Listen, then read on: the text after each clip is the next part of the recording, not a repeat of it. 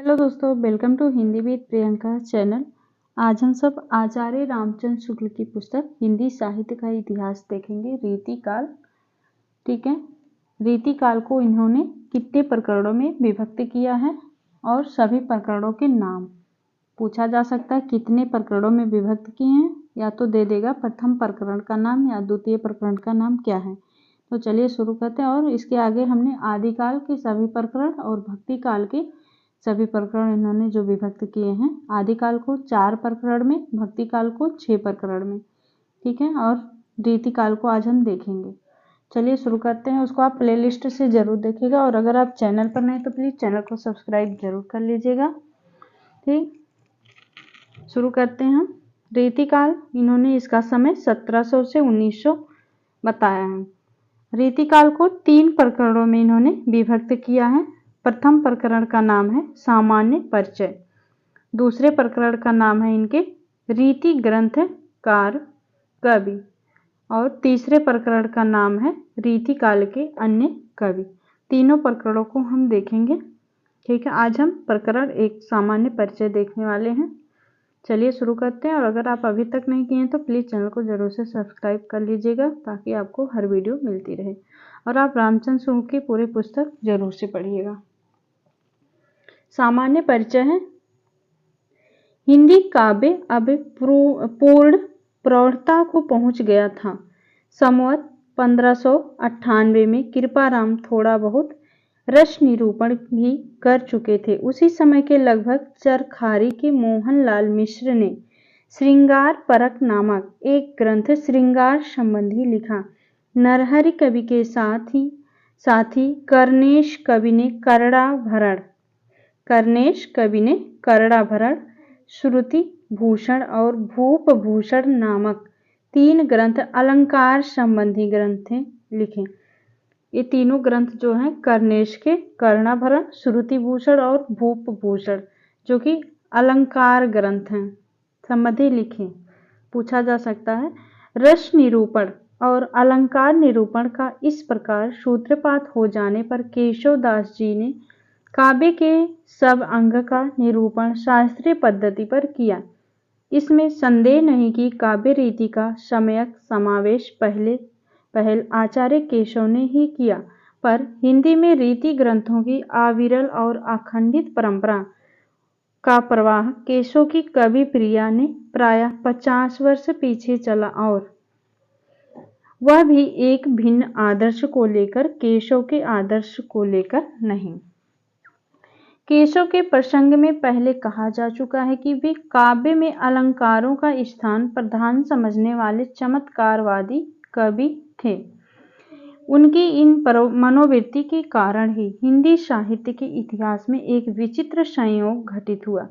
संस्कृत साहित्य के विकास क्रम की एक संक्षिप्त उद्धरणी हो गई। साहित्य की मीमांसा क्रमशः बढ़ते बढ़ते जिस स्थिति पर पहुंच गई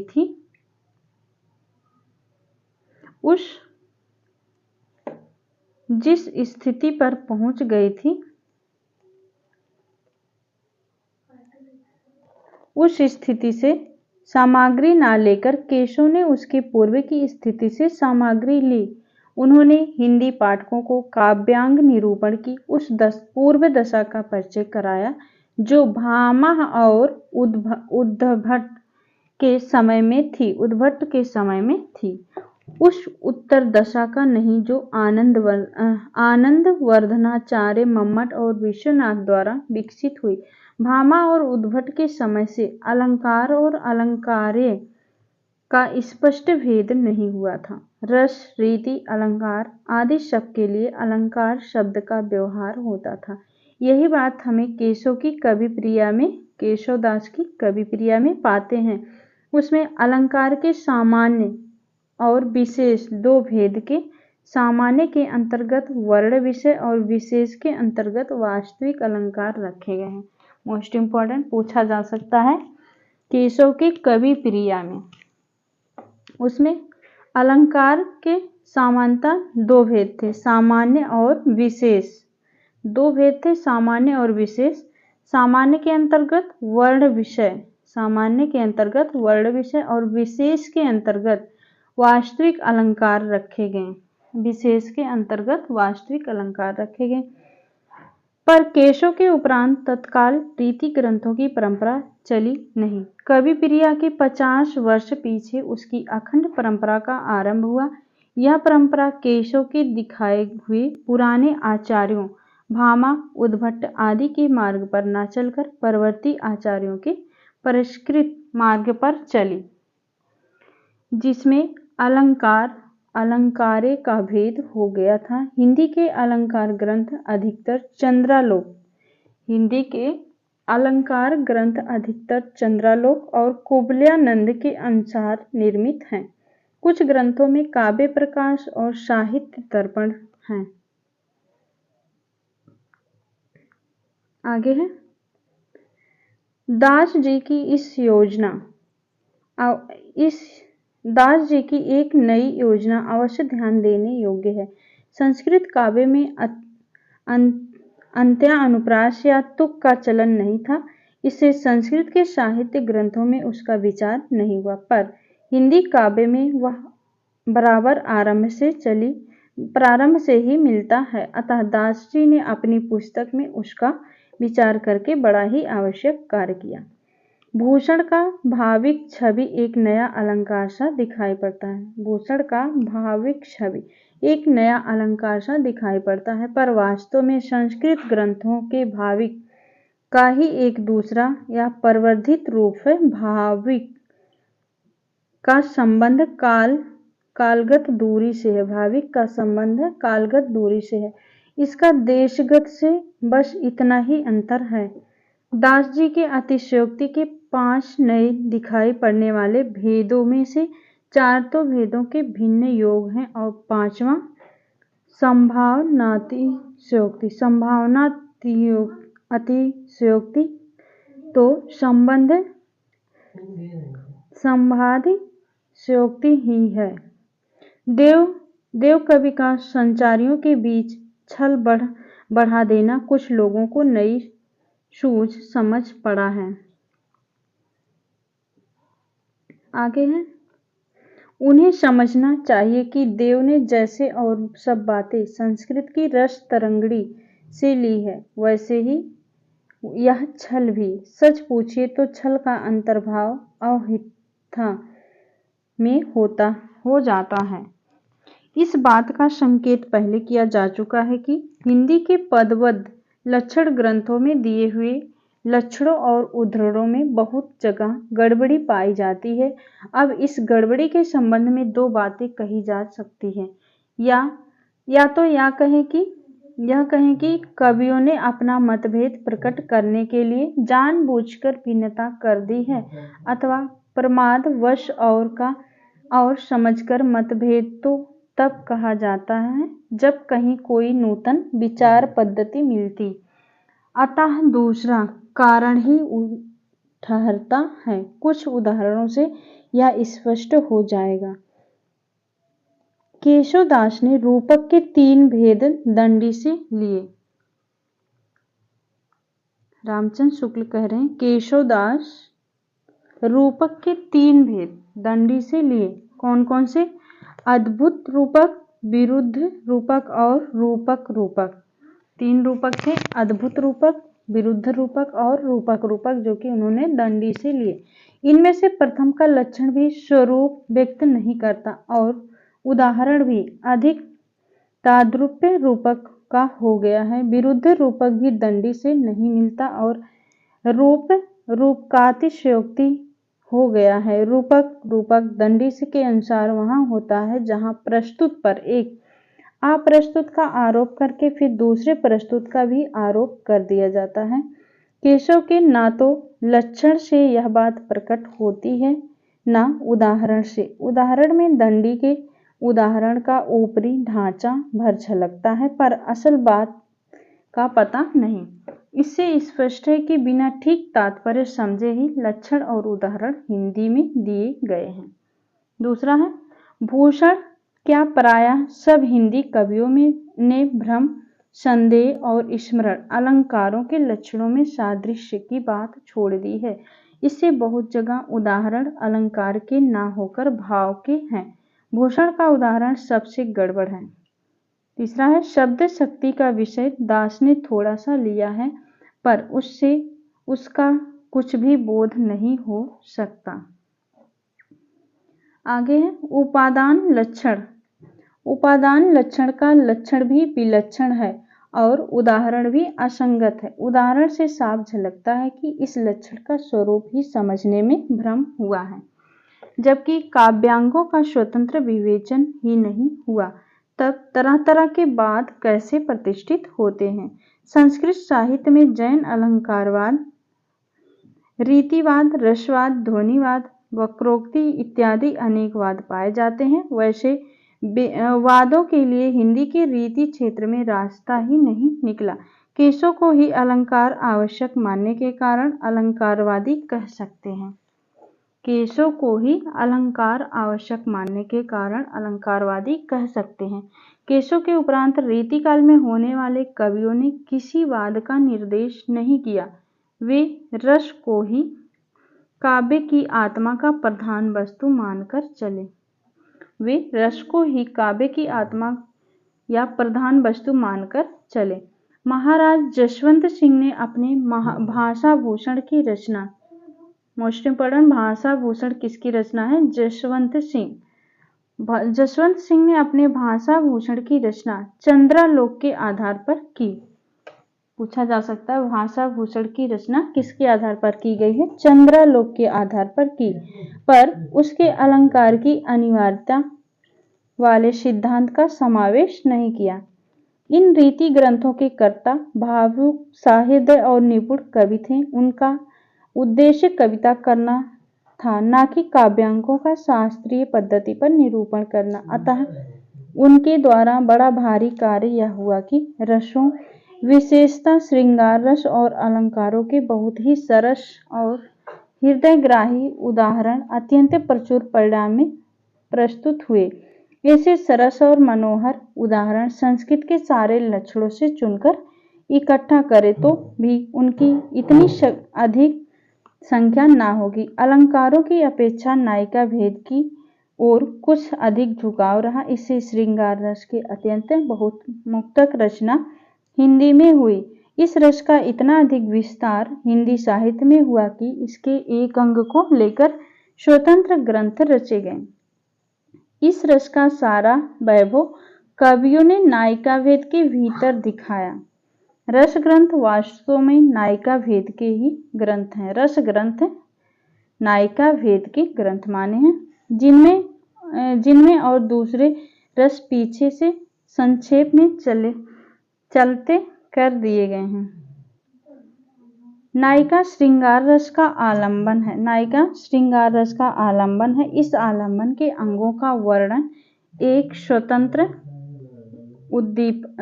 स्वतंत्र विषय हो गया है और न जाने कितने ग्रंथ केवल नक्षिक वर्णन के लिए किए गए। इसी प्रकार उद्दीपन के रूप में षष्ठ ऋतु वर्णन पर भी कई अलग पुस्तकें लिखी गई हैं।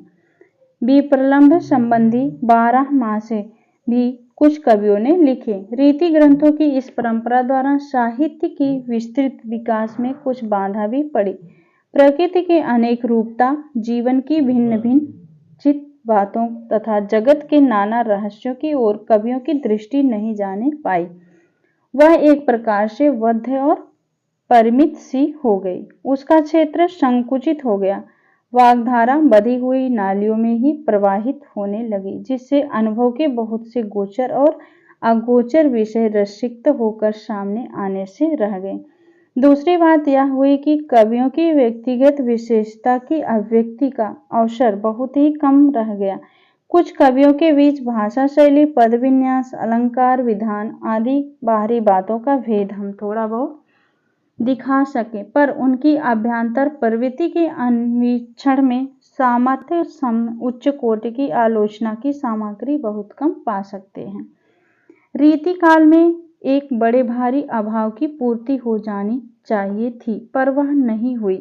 भाषा जिस समय सैकड़ों कवियों द्वारा परिमार्जित होकर प्रौढ़ता को पहुंची, उसी समय व्याकरण द्वारा व्याकरण द्वारा उसकी व्यवस्था होनी चाहिए थी कि जिससे उस च्युत संस्कृति दोष का निराकरण होता जो ब्रजभाषा काव्य में थोड़ा बहुत संपन्न सर्वत्र पाया जाता, और नहीं तो वाक्य दोषों का पूर्ण रूप से निरूपण होता जिससे भाषा में कुछ और सफाई आती। बहुत थोड़े कवि ऐसे मिलते हैं जिनकी वाक्य रचना सुव्यवस्थित पाई जाती है। भूषण अच्छे कवि थे, जिस रस को उन्होंने लिया उसका पूरा आवेश उनमें था, पर भाषा उनकी अनेक स्थलों पर सदोष है। यदि पूछा जा सकता है एक कथन के रूप में भी, यदि शब्दों के रूप स्थिर हो जाते तो शुद्ध रूपों के प्रयोग पर जोर दिया जाता, तो शब्दों को तोड़ मरोड़ कर विकृत करने का साहस कवियों को ना होता। इस प्रकार की कोई व्यवस्था नहीं हुई जिससे भाषा को बहुत कुछ गड़बड़ी बनी रही। भाषा में बहुत कुछ गड़बड़ी बनी रही। भाषा की गड़बड़ी का एक कारण ब्रज और अवधी इन दोनों काव्य भाषाओं का कवि की इच्छा अनुसार सम्मिश्रण भी था। यद्यपि एक समान साहित्यिक भाषा किसी प्रदेश विषय के प्रयोगों तक ही परिमित नहीं रह सकती, पर वह अपना ढांचा बराबर बनाए रहती है। काव्य की ब्रजभाषा के संबंध में अधिकतर यही बात रही। सूरदास की भाषा में यत्र तत्र पूर्वी प्रयोग जैसे मोर, हमार, कीन, अस, जस इत्यादि बराबर मिलते हैं। बिहारी की भाषा भी कीन, दीन आदि में खाली नहीं। रीति ग्रंथों का विकास अधिकतर अवध में हुआ, अतः इस काल में काव्य की ब्रजभाषा में अवधि के प्रयोग और अधिक मिले। इस बात को किसी कवि ने लक्ष्य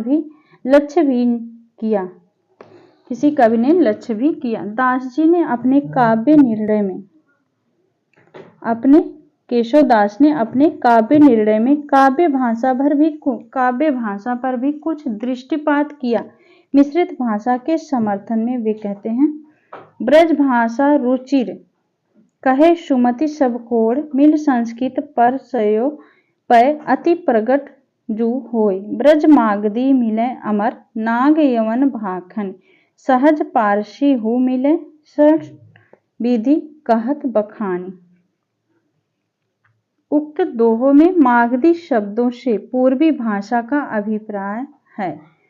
मागधी शब्द से पूर्वी भाषा का अभिप्राय है। अवधि अर्ध मागधी से निकली मानी जाती है और पूर्वी हिंदी के अंतर्गत।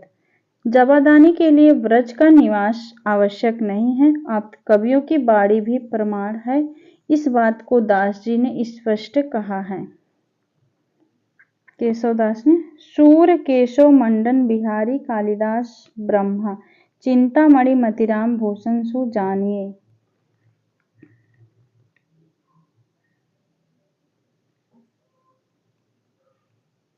आगे है, मिली जुली भाषाओं के प्रमाण में दास जी कहते हैं कि तुलसी और गंग तक ने जो कवियों के शिरोमणि हुए हैं ऐसी भाषा का व्यवहार किया। तुलसी गंग दुओ भय शुभ कविन के सरदार, इनके काव्यन में मिली भाषा विधि प्रकार। ये वाला पंक्ति पूछी जाती है, ऊपर वाली लाइन केशवदास की मोस्ट इम्पोर्टेंट लाइन है। इस सीधे साधे दोहे का जो यह अर्थ ले कि तुलसी और गंग इसीलिए कवियों के सरदार हुए हैं, उनके काव्य में विविध प्रकार की भाषा मिली है। उनकी समझ को क्या कहा जाए। दास जी के काव्य भाषा के स्वरूप का जो निर्णय किया है वह कोई 100 वर्षों की काव्य परंपरा के पर्यालोचन के उपरांत, अतः उनका स्वरूप निरूपण तो बहुत ही ठीक है। उन्होंने काव्य भाषा ब्रजभाषा ही कही है, जिसमें और भाषाओं के शब्दों का ही मेल हो सकता है, पर भाषा संबंधी और अधिक मीमांसा न होने के कारण कवियों ने अपने को अन्य बोलियों के शब्दों तक ही परिमित नहीं रखा। उनकी कारक चिन्हों और क्रिया के रूपों का भी वे मनमाना व्यवहार बराबर करते रहे। ऐसे वे केवल सौंदर्य की दृष्टि से करते थे, किसी सिद्धांत के अनुसार नहीं करना के भूतकाल के लिए वे छंद की आवश्यकता के अनुसार कियो कीना करियो कीन यहाँ तक कि की तक रखने लगे। इसका परिणाम यह हुआ कि भाषा को वह स्थिरता न प्राप्त हो सकी जो किसी साहित्यिक भाषा के लिए आवश्यक है। रूपों के स्थिर न होने से यदि कोई विदेशी काव्य की ब्रज भाषा का अध्ययन करना चाहे तो उसे कितनी कठिनता होगी।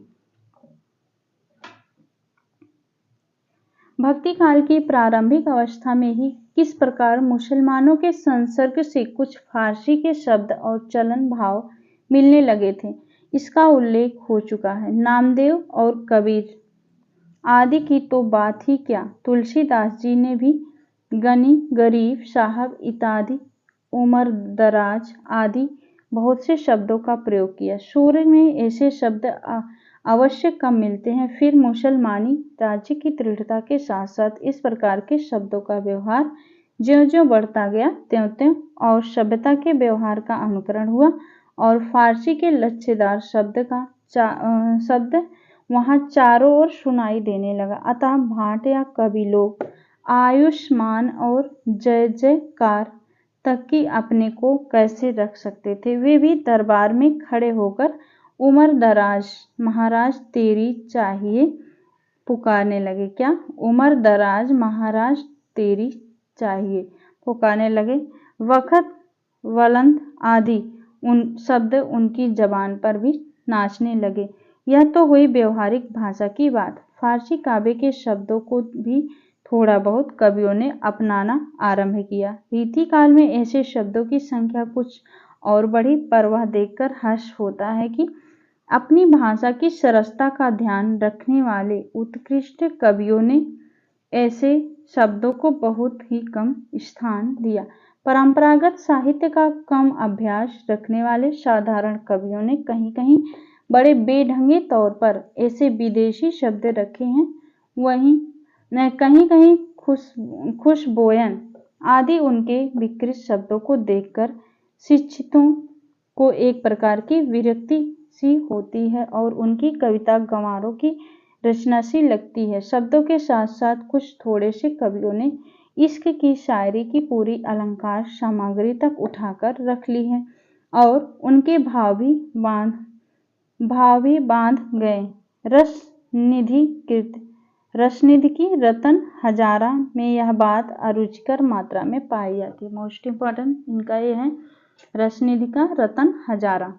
परम उत्कृष्ट कवि भी यद्यपि फारसी भावों के प्रभाव से नहीं बचे, पर उन्होंने उन भावों को अपने देसी सांचे में ढाल लिया है, जिससे वे खटकते क्या सहसा लक्ष्य भी नहीं होते। उनकी विरह ताप की अतियुक्तियों में दूर की सूझ और नाजुक ख्याली बहुत कुछ फारसी की शैली की है, पर बिहारी रसभंग करने वाले बीभत्स रूप कहीं नहीं लाए।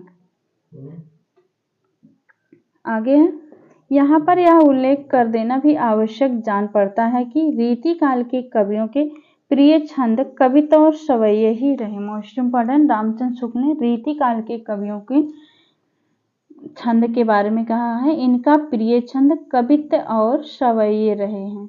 कवित्त तो श्रृंगार और वीर दोनों रसों के लिए समान रूप से उपयुक्त माना जाता है। वास्तव में पढ़ने के ढंग में थोड़ा विभेद कर देने से उसमें दोनों के अनुकूल नाद सौंदर्य पाया जाता है। सवैया श्रृंगार और करुण इन दो कोमल रसों के लिए बहुत उपयुक्त है। यद्यपि वीर रस की कविता में भी इसका व्यवहार कवियों ने जहाँ तहाँ किया है। वास्तव में श्रृंगार और वीर इन्हीं दो रसों की कविता इस काल में है। रीतिकाल में किन दो रसों का? श्रृंगार और वीर रस का। प्रधानता श्रृंगार रस की ही रही है। जो प्रधानता है इसमें मोस्ट प्रधानता वो है श्रृंगार रस की। इससे इस काल को रस के विचार से कोई श्रृंगार काल कहे तो कह सकता है। श्रृंगार के वर्णन को बहुतेरे कवियों ने अश्लीलता की सीमा तक पहुंचा दिया था। इस कारण जनता की रुचि थी उनके लिए कर्णता और वीरता का जीवन बहुत कम रह गया था। यहाँ पे हमारा रीतिकाल का प्रकरण 1 समाप्त हुआ, सामान्य परिचय। अब अगले वीडियो में हम रीतिकाल के प्रकरण 2 पर बात करेंगे, रीति ग्रंथकार कवि। उम्मीद है आपको अच्छा लगा होगा। अच्छा लगा हो तो प्लीज़ चैनल को सब्सक्राइब ज़रूर कर लीजिएगा ताकि आगे आने वाली वीडियो आप तक पहुँचे। मिलते हैं नेक्स्ट वीडियो में, तब तक के लिए बहुत